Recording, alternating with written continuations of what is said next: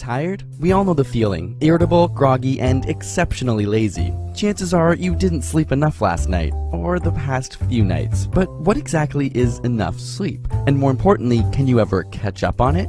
While the very function of sleep is still debated by scientists, we do know that it's necessary to function efficiently and productively. After all, we spend 24 years of our lifetime sleeping, it had better be important. Researchers have tested how much is required each night by assigning groups of people to 4, 6, and 8 hours of sleep over extended periods of time. After 14 days, those with 8 hours of sleep exhibited few attention lapses or cognitive issues. However, those with 6 or 4 hours of sleep showed a steady decline. In fact, after only 2 weeks, the 6-hour group showed a similar reaction time to a person with a blood alcohol concentration of 0.1%, which is considered legally drunk. The 4-hour sleepers suffered even more, occasionally falling asleep during their cognitive tests. In both groups, brain function decreased day by day almost linearly with no sign of leveling off. Scientists have dubbed this cumulative effect as sleep debt. So can we recover from it? After a night or two of little sleep, studies show that the body and brain can fully recover with a few nights of good sleep.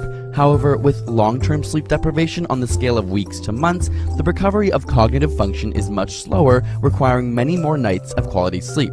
On the timescale of months to years, it's unknown whether brain function can be fully repaired or if it causes permanent damage. Paradoxically, with chronic sleep deprivation, your sleepiness or how tired you feel does eventually level off, meaning that you become less and less aware of your objective impairment over time. So how long should you sleep? Most studies tend to show that 7 to 8 hours of sleep is the average ideal for humans. Apart from the cognitive issues, individuals who consistently sleep less than 7 hours a night have an increased risk of heart disease, obesity, and diabetes, not to mention a 12% higher risk of death. On the flip side, studies have shown that while sleeping more than 8 hours does not impair brain function, it also carries an increased risk of heart disease, obesity, and diabetes, and a 30% increased risk of mortality. So too much sleep may also be a bad thing. But variation most certainly exists, and our genetics play a large role. In fact, individuals genuinely unaffected by only 6 hours of sleep were found to have a mutation of a specific gene. When scientists genetically engineered mice to express this gene,